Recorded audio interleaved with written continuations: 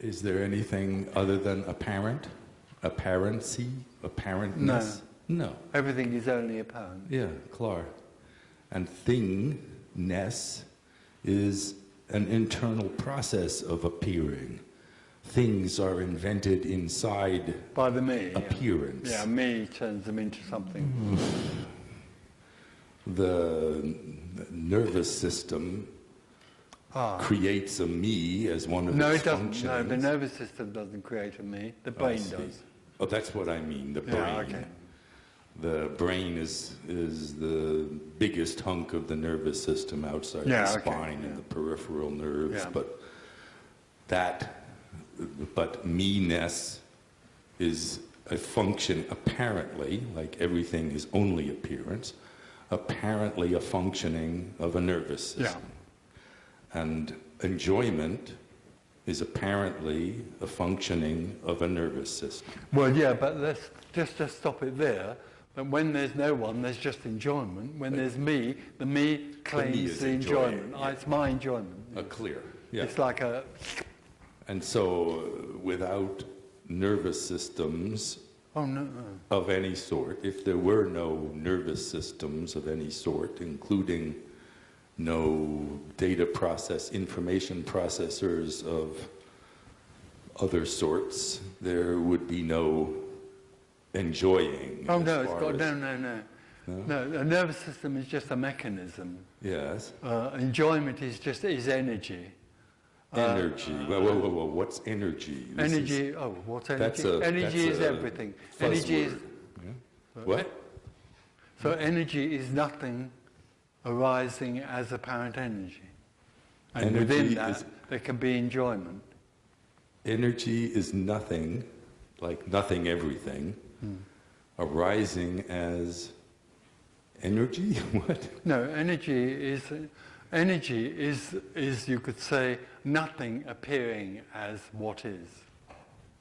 Okay, so that's your definition of energy, which is very different from the physicist's definition and... Oh, the physicists see the two things apart. Yeah. I'm sorry? The physicists, if they are a me, see those nothing and matter as two different things. Yeah. Okay, sure. But they aren't. They're one thing. Okay, sure. Yeah.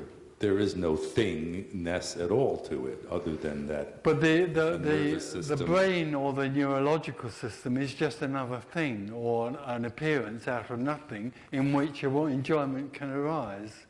Yes, in which everything that is or appears, everything that appears, appears.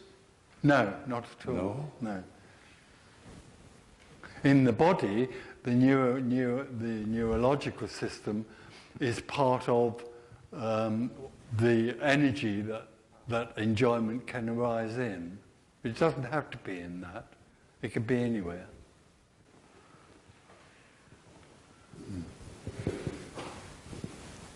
So there's nobody who knows. But my me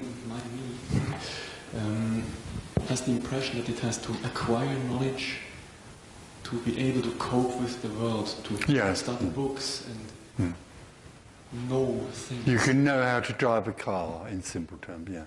You can learn how to drive a car.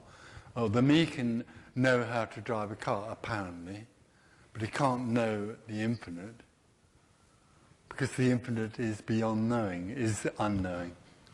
There's the one thing that can't be known is the infinite. But of course the me puts a huge amount of energy in trying to know the infinite. It never can. So is this knowledge, is this useless? Totally.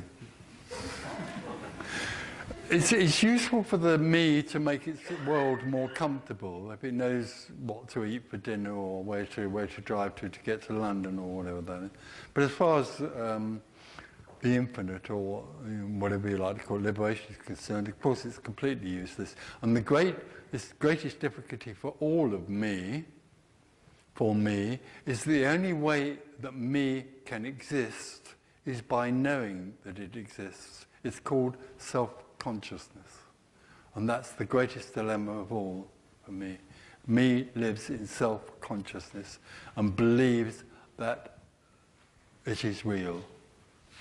That's the agony of me. And because it knows it's real, and it's learned, it's been brought up to believe that knowledge is power, then it very sweetly then thinks that it can become enlightened through knowledge. So if the me drops away, where does the knowledge come from? Is there still the knowledge? Everything comes from nothing. So knowledge or knowing is nothing appearing as knowing.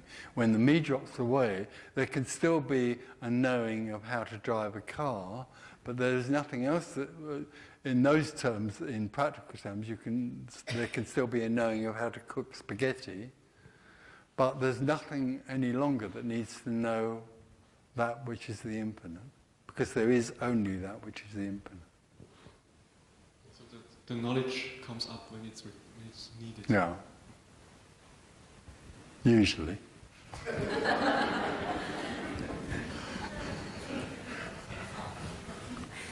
But also, when there's no me, it is then the idea of knowledge and gaining things is no longer relevant, because there is only unconditional love. So there isn't anything any longer that needs to get anywhere.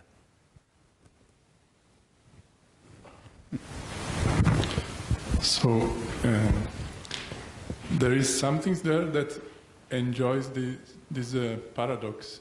There isn't something here, but there is enjoyment. There is enjoyment. So when your physical body dies, this enjoyment disappears. No, not at all, because it doesn't need the physical body for there to be enjoyment. It doesn't need anything. Everything doesn't need anything for it to happen. So enjoyment, when this thing here dies, enjoyment is.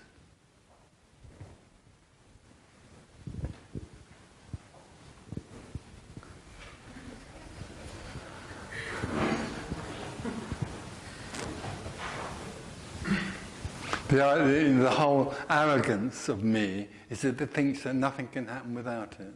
It's sweet.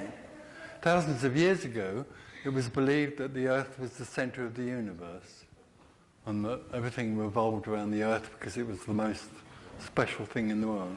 Since then, however, and before then, but certainly since then, me thinks it's the center of the human body, or of the human being, and that everything revolves around me. And if it weren't for me, nothing would happen at all. It's so sweet. It's such bullshit.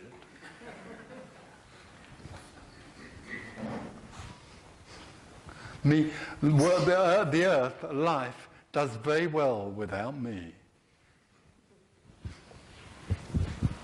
But if any sentient beings, any persons, any animals, any plants have died, is there still enjoyment?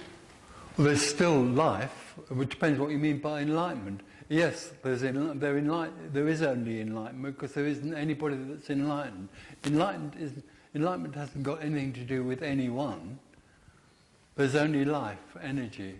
And when a body dies, life energy is. And if nobody is more present... It doesn't need anybody for there to be life energy. I don't know whether you know it. Maybe you don't, but I think most people do. But millions of years ago, there was nobody on the earth. Did you know that? And it did very well without anybody being on the earth.